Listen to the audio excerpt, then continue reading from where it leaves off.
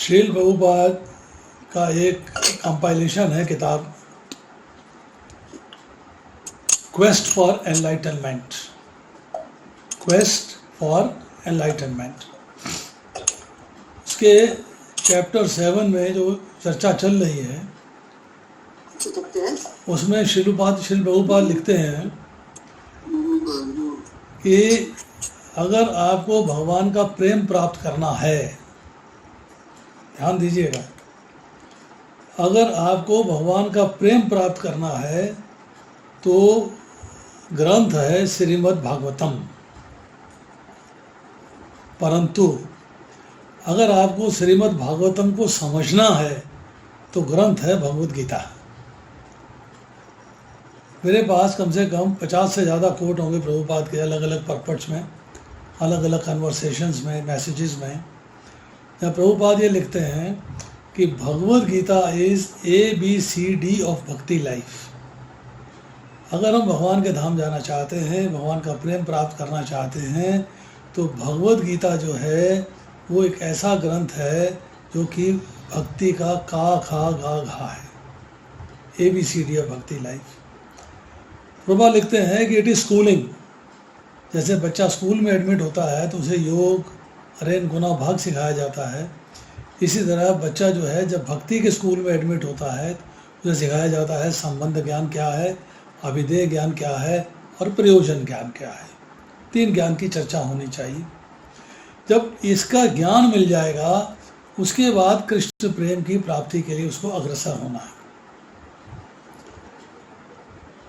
भूमिका शुरू करेंगे आज, उसके बाद आपको ये बताएंगे ग्रेजुअल सेशंस के अंदर कि हमको घर के अंदर भगवद गीता कैसे पढ़नी चाहिए जिससे कि हमें भगवद गीता भी अच्छे तरीके से समझ में आ जाए और भागवतम भी अच्छे तरीके से समझ में आ जाए, बहुत बढ़िया तरीके से भागवतम समझ में आए। भगवद गीता को 3 भागों में बांटा गया है। पहला भाग है अध्याय संख्या 1 से लेकर 6 तक, दूसरा भाग है अध्याय संख्या 7 से लेकर 12 तक, और तीसरा भाग है अध्याय संख्या 13 से लेकर और 18 तक। पहला भाग है संबंध ज्ञान, मतलब आपका भगवान के साथ संबंध क्या है, मैं कौन हूँ, मैं कहाँ से आया हूँ, मुझे मृत्यु के बाद कहाँ जाना है, भगवान के साथ मेरा संबंध क्या है, उस संबंध को मुझे कैसे निभाना है। भगवान कर्म फल प्रोवाइड करते हैं। कर्म फल क्या है, कर्म क्या है, बंधन क्या है, मुक्ति क्या है, बंधन से मुक्ति क्या है, ये सारे ज्ञान जो हैं आपको मिलते हैं संबंध ज्ञान में, जो अध्याय संख्या 1 से लेके और 6 तक है। उसके बाद आता है कि संबंध को निभाना कैसे, जो हमने चर्चा एक लाइन के करी पीछे पिछले संबंध ज्ञान के अंदर, कि संबंध को निभाना कैसे है, इसके डिटेल्स, इसकी एक्सपेंडेड डिस्कशन मिलती है 7वें अध्याय से 12वें अध्याय तक। और उसके बाद आता है कि मेरे को संबंध निभाना क्यों है और संबंध जानना क्यों है, मतलब प्रयोजन क्या है दोनों को जानने का, वो ज्ञान मिलता है 13वें अध्याय से लेकर 18वें अध्याय तक। वैष्णव आचार्य कहते हैं कि जो पहले 6 अध्याय हैं, अगर आपको इनका ज्ञान प्राप्त करना है, you want to really get into it, तो आपको सनातन गोस्वामी का स्मरण करना चाहिए, नंबर 1, और उनकी डीटी है राधा मदन मोहन जी, उसका स्मरण करना चाहिए। उसको ध्यान में रख के आपको जो है पहले 6 अध्याय पढ़ने चाहिए। उसके बाद 7 से लेके 12वां अध्याय, जो कि संबंध को कैसे निभाना है, जिसे अभिधेय कहते हैं, मतलब भक्ति कैसे करनी चाहिए, भक्ति को मध्य में रखा गया है। पहले संबंध ज्ञान है, बाद में प्रयोजन ज्ञान है, क्योंकि ऐसा वैष्णव आचार्य आंसर देते हैं बड़ा सुंदर, जैसे सीप के अंदर मोती होता है, एक पट ऊपर है, एक पट नीचे है, मोती बीच में है, तो भक्ति जो है मोती के समान है, और एक पट है संबंध ज्ञान, दूसरा पट है प्रयोजन। इसलिए पहले संबंध ज्ञान रखा, फिर भक्ति रखी, फिर प्रयोजन रखा। अब इस भक्ति को आपने कैसे करना है, इसका अगर आपको ज्ञान प्राप्त करना है तो उसके लिए आपको रूप गोस्वामी को स्मरण में रखना होगा, और उनकी डीटी है राधा गोविंद देव जी, उनका स्मरण करते हुए, मनन करते हुए आपको जो है भक्ति कैसे करनी चाहिए, इसके ज्ञान की प्राप्ति करनी। अब आता है प्रयोजन ज्ञान। प्रयोजन ज्ञान का आपको क्यों भक्ति करनी चाहिए, किसकी भक्ति करनी चाहिए, संबंध ज्ञान क्या है और अभिधेय क्या है, इन दोनों को जानने का प्रयोजन क्या है, इसके जो आचार्य हैं वह रघुनाथ दास गोस्वामी, उनकी डीटीज है राधा गोपीनाथ जी, उनका स्मरण करना चाहिए, और स्मरण करके आपको इन तीनों का ज्ञान प्राप्त करना चाहिए। अब भगवान ने कह दिया भगवत गीता के अंत में आके अर्जुन से, यत् इच्छेसी तथा कुरु, जैसे तेरी इच्छा हो तू वैसा कर, जैसे तेरी इच्छा हो तू वैसा कर। पर फिर सोचा कि अर्जुन मेरा मित्र है, सखा है, संबंधी है, ये ना सोचे कि मुझे छोड़ दिया, तो अर्जुन को छोड़ना नहीं है। फिर उन्होंने अर्जुन से कहा, मैं तुझे अपना सर्वगुरुतम संदेश दे रहा हूँ, इसे ध्यान से सुनो, ये तुम्हारे हित के लिए है। फिर कहते हैं, मन मना भगवत भक्तो मध्याजी मां नमस्करो, अर्थात अपना मन मुझे दे दो, मेरे भक्त बनो, मेरी पूजा करो, मुझे नमस्कार करो। 4 बातें बताई, नहीं समझ में आई। फिर कहा चल छोड़, नहीं समझ में आती कोई बात नहीं, सब धर्मान प्रत्यजम माम एकम शरणम व्रजा, तू सब धर्मों का परित्याग करके मेरी एक शरण में आ जा, और कुछ मत कर, मेरी शरण में आ जा, मैं तुझे सब प्रकार के पापों से मुक्त कर दूंगा। अब इस संसार में जीव अर्थात हम, ना तो मन भगवान को कैसे देना ये आता है, ना भक्त कैसे बनना है ये आता है, ना पूजा कैसे करनी है ये आता है, ना नमस्कार कैसे करना है ये आता है, ना ही सब धर्मों का परित्याग करके भगवान की शरण में कैसे जाना है ये आता है। तो कौन बताएगा? Who will tell, who is going to explain?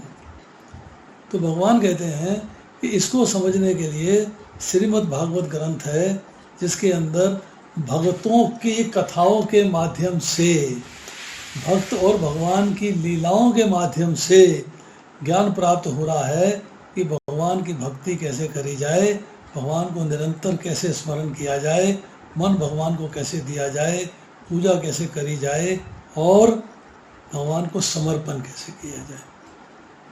तो ये है भगवत गीता का एक छोटा सा ग्लिम्स अंश। पहला शब्द है धर्म क्षेत्रे, आखिरी शब्द है नीतिमति ममा। मम धर्म, धर्म मम, मेरा धर्म क्या है, अर्थात जीव का धर्म क्या है, ये ज्ञान भगवत गीता में दिया गया है। और बहुत सारी बातें हैं भगवत गीता में, अनंत असंख्य बातें हैं। हम उन बातों की चर्चा ज़्यादा न करके सिर्फ एक बात भगवत गीता के बारे में आपसे कहना चाहेंगे। गंगा में स्नान करते हो तो आप पाप से मुक्त होते हो, भगवत गीता रूपी गंगा में स्नान करते हो तो आप भी पाप से मुक्त होते हो, और जो आपके मुख से गीता का श्रवण करता है वो भी पाप से मुक्त होता है। गायत्री के जप से मनुष्य की मुक्ति होती है, गीता के जप से स्वयं की भी मुक्ति होती है और दूसरों की भी मुक्ति होती है। वराह पुराण में भगवान भगवत गीता के बारे में कहते हैं, गीता शे अहम तिष्ठामि, गीता में चोत ममम ग्रहम, गीता ज्ञान उपाश्रित्य त्रैलोकानापालयम्।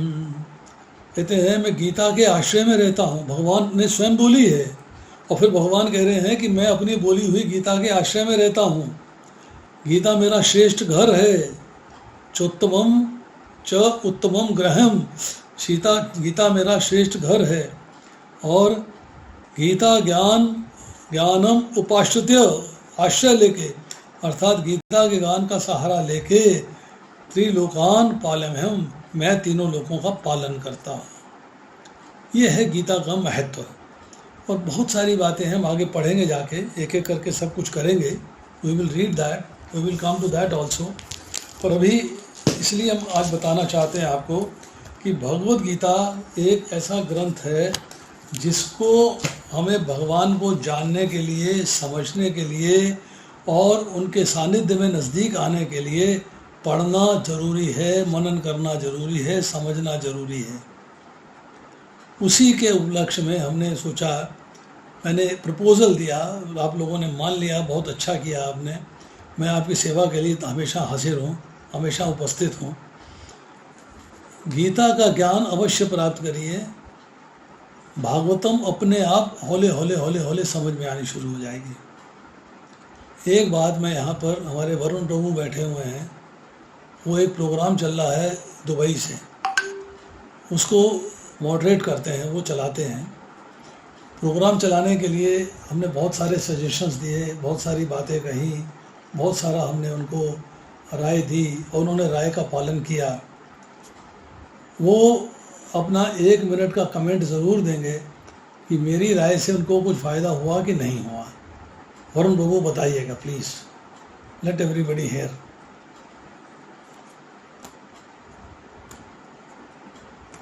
प्रभु जी नाम आप रिपीट करेंगे क्योंकि मुझे अनम्यूट करना पड़ेगा आपको। वरुण पंत अभी उपस्थित है, यहाँ पर भी है कि नहीं मुझे मालूम नहीं। हाँ जी, आप अनम्यूट कर सकते हैं प्रभु जी। हरे कृष्णा। प्रभु जी क्वेश्चन क्या था, एक बार दोबारा बोलना। क्वेश्चन ये है कि आप एक भागवतम क्लास करते थे 7 दिन, मैंने उसमें आपको कुछ सजेशंस दिए, आज भी सवेरे सेशन हुआ था। सजेशन में आपके एक तो भागवतम फास्ट हो रही है, दूसरा आपको उसमें आनंद आ रहा है कि नहीं आ रहा है, अच्छा लग रहा है कि नहीं लग रहा है, इसके बारे में कमेंट करिए 1 मिनट के लिए। जी प्रभु जी, पहले तो हम लोग खाली स्पीकर्स को इनवाइट करते थे, तो फिर जो व्यक्ति स्पीकर्स को इनवाइट करता था उसको एक तो सबको इनवाइट करना, फॉलो अप लेना, और कोई कभी स्पीकर नहीं आया तो दिक्कत बहुत होती थी। लेकिन देन ग्रेजुअली वी मूव कि हम लोग बुक रीडिंग स्टार्ट करेंगे, तो बुक रीडिंग शुरू किया। बुक रीडिंग में भी बहुत अच्छा चल रहा था, हम लोग बुक रीडिंग करते थे, 3-4 श्लोक लेते थे दिन, फिर बाद में हम लोग वो करते थे, भजन गा लेते थे बाद में। तो उसमें क्या था कि डाउट्स होते थे, तो हम लोग को वो होता था कि कौन क्लियर करेगा डाउट। तो then we found another pattern जो हमने सजेस्ट किया था कि आप बुक रीडिंग करो और डिस्कस भी करो साथ में।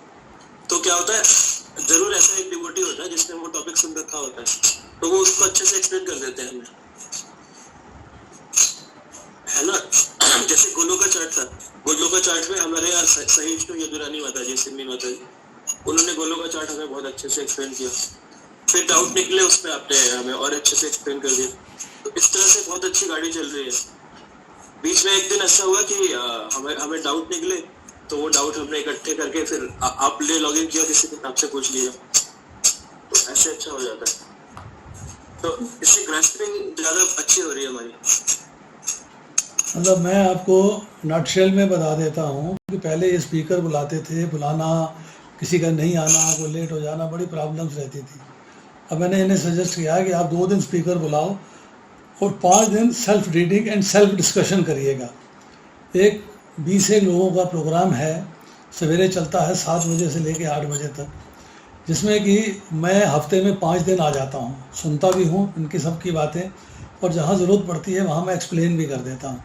और एक दिन हफ्ते में मेरा लेक्चर भी मेरा ऐसे ही होता है, people discuss, people read shlokas, Hindi English both. उसके बाद ये डिस्कशन करते हैं आपस में। 3-4 माताएं ऐसी हैं जिनको बहुत कुछ आता है, they can speak very well, उनको मोटिवेशन मिल रहा है, और मैं प्रेजेंट होता हूँ। तो हर श्लोक के अंदर जहाँ मुझको लगता है कि कुछ और ऐड करना चाहिए, मैं 2 मिनट 3 मिनट 4 मिनट 5 मिनट में ऐड कर देता हूँ, और अच्छे तरीके से श्लोक एक्सप्लेन हो जाता है।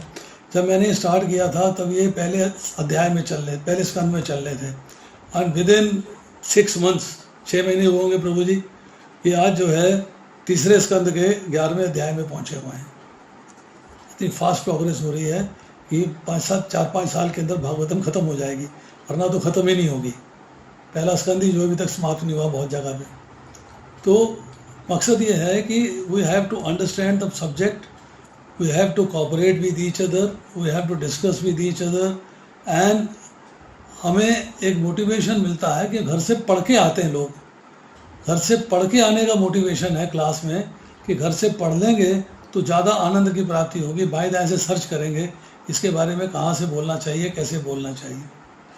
तो हम आपको इस भगवद गीता सेशन में ये बताएंगे कि घर के अंदर बैठ के भगवद गीता को कैसे पढ़ना चाहिए, और 6 मंथ्स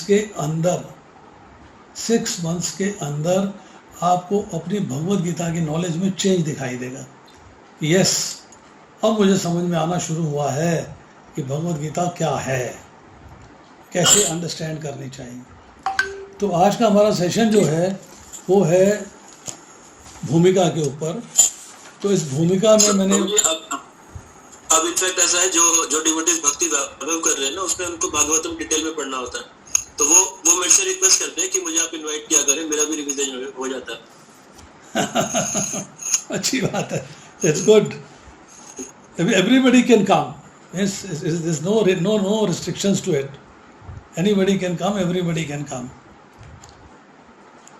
तो आज जो है भूमिका आरंभ करते हैं। मंगलाचरण हमने कर लिया है। किसी माता जी का भूमिका के अंदर पेज नंबर 1 जो है, ये पेज नंबर 2, इनमें कोई प्रश्न है तो बताएं।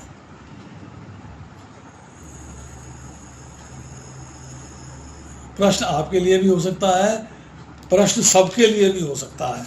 ये मैं समझती हूँ ये प्रश्न इंपॉर्टेंट है, सबको जानना चाहिए। तो you ask a question, let this question be for everyone, it's not only for you, let this question be for everyone. तो बताइए, आपको जो है पेज नंबर 1 में तो सारा मंगलाचरण ही चल रहा है। पेज नंबर 2 के अंदर जो है पहला पैराग्राफ है, भगवत गीता को गीतोपनिषद भी कहा जाता है। ये पैराग्राफ में, या पेज नंबर 3 में 2-3 पैराग्राफ हैं। इसके अंदर किसी ने पढ़ा है ध्यान से, तो किसी का कोई प्रश्न है तो पूछ सकता है।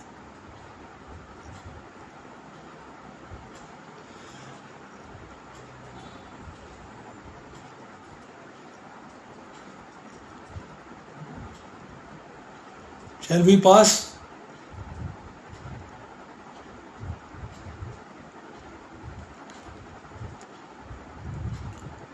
भगवत गीता को गीतोपनिषद क्यों कहा जाता है, ये प्रश्न है मेरा।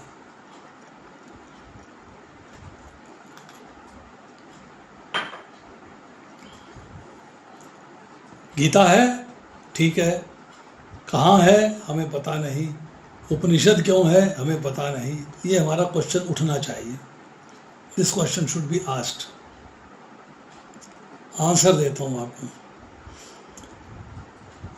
जब ज्ञान की परंपरा चली तो ज्ञान जो है 3 तरीके से प्राप्त होता था, 2 तरीके से प्राप्त होता था।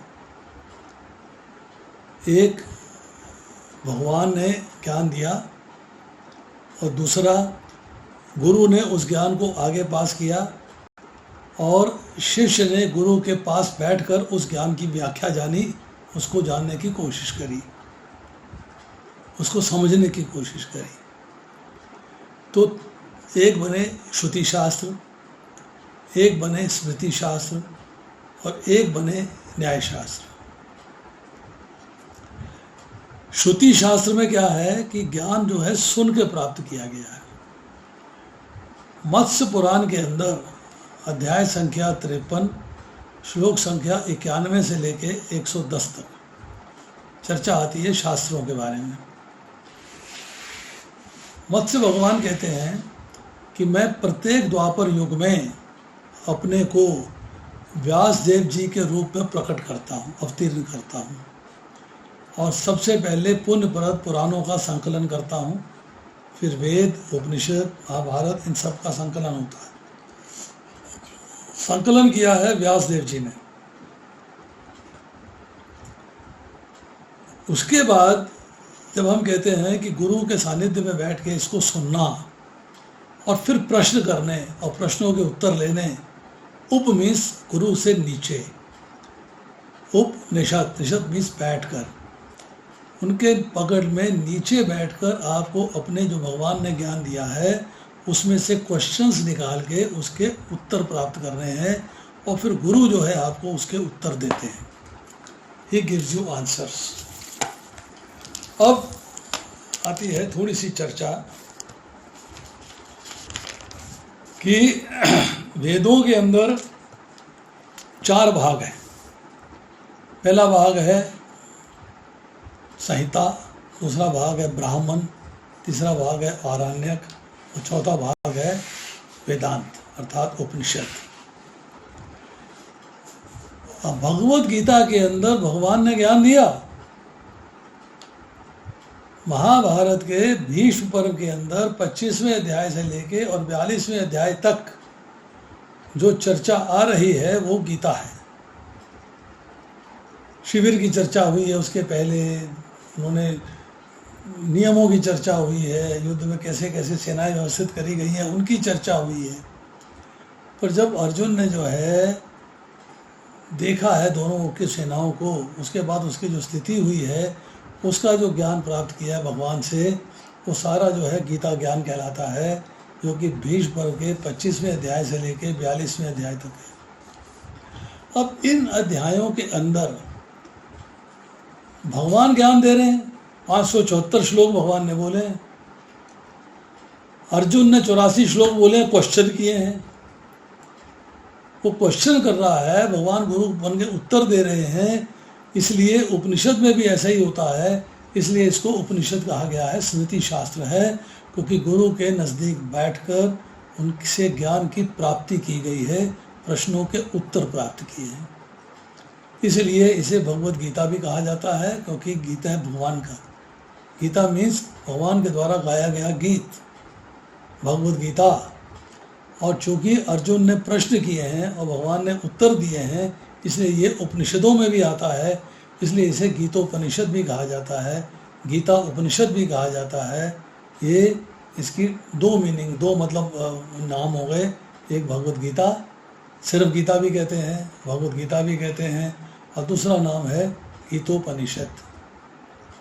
तो ये जो है, जब हम अभी हमने वेदों की चर्चा करी, तो 2 लाइन में वेदों के बारे में भी बता देता हूँ कि हर वेद में मैंने बताया आपको संहिता है, ब्राह्मण है, आरण्यक है और उपनिषद है, पर 4 वेद हैं।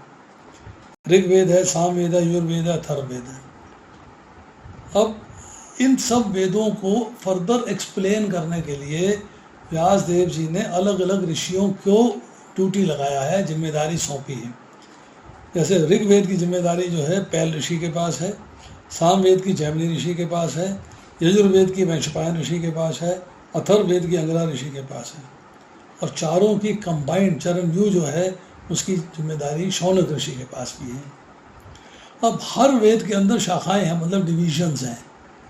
ऋग्वेद में 5 हैं, सामवेद में 12 है, यजुर्वेद में 86 है, अथर्ववेद में 9 है। अब इनकी ब्रांचेज हैं, टोटल ब्रांचेज है 1130।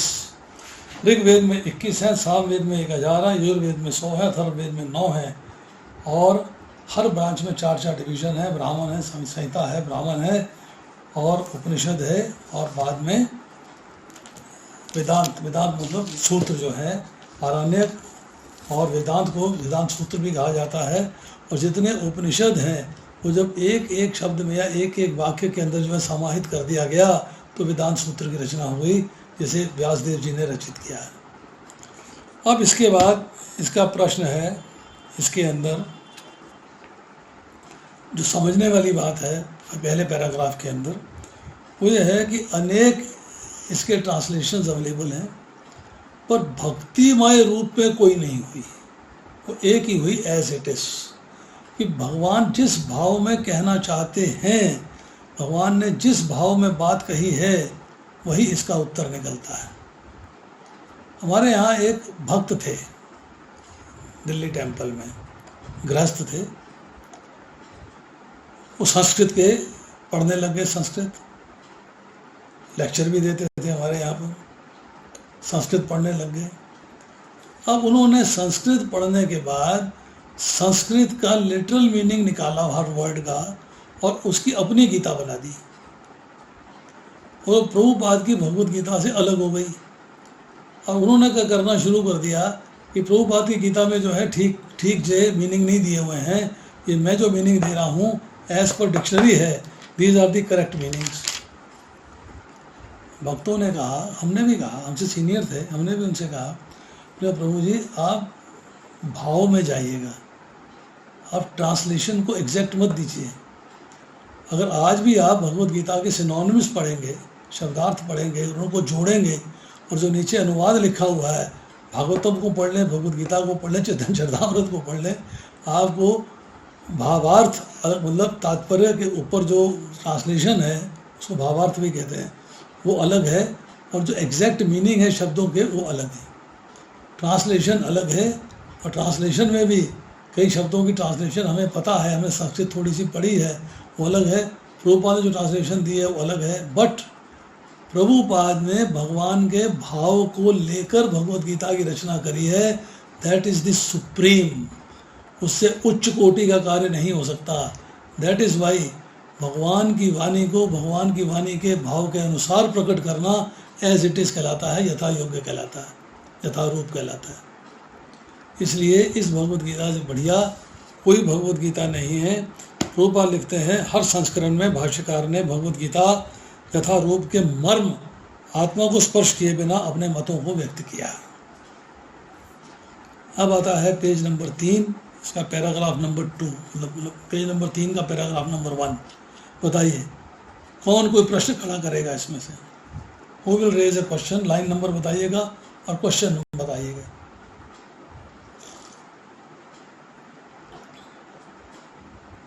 थोड़ा आपको मुश्किल जरूर लगेगा पहले शुरू में, एग्री मैं करता हूँ इस बात को, आई एग्री, क्योंकि आपको पढ़ना पड़ेगा। थोड़ा सा पढ़ लेंगे, थोड़ा सा ध्यान दे देंगे, अंडरलाइन कर लेंगे, नोट कर लेंगे, पूरा हफ्ता है आपके पास। एक हफ्ते में हम एक क्लास कर रहे हैं, एक हफ्ते में एक ही क्लास हो रही है, पर अगर आप जो है थोड़ा सा पढ़ लेंगे, हो सकता है हम 38 पेज ना करें, हम भगवद गीता के 3 पेज करें या 4 पेज करें, एनफ। बट महाराज ने, हिज होलीनेस गोपाल कृष्ण गोस्वामी महाराज ने भगवद गीता की भूमिका को 39 बार पढ़ा था, 39 टाइम्स। और हमें शेष जनों के पद चिन्हों पर चलना चाहिए। हमें कम से कम, उन्होंने 39 बार पढ़ा है तो शिष्य होने के नाते हमें कम से कम 50 बार पढ़ना चाहिए, 100 बार पढ़ना चाहिए। अपने आप प्रश्न निकल के आएंगे। बताइए दूसरा तरीका क्या है कि मैं लेक्चर दे दूं, आप सुन लो। बताइए रोमिला, बताइए आप कुछ कहना चाहती हैं? मुझे एक तो ये जो पहले हमने डिस्कस किया कि तो उपनिषद में इसमें व्यासदेव जो हर युग में आते हैं, तो हर बार उनका यही डाउट होता है क्या कि उनको सेटिस्फेक्शन नहीं हुआ, फिर उन्होंने भागवतम की रचना की? किसने? क्या एक बार उन्होंने ये चीज लर्न कर ली तो बाद में वो सीधा ही भागवतम ही रचे, देखो टाइम वेस्ट ना करे। आप भगवद गीता को और भागवतम को मिक्स नहीं करिएगा प्लीज। वो पुराण है, ये महाभारत का अंश है, ये पुराण नहीं है। भगवद गीता पुराण नहीं है। ये तो जूम मीटिंग खत्म हो गई। ओहो,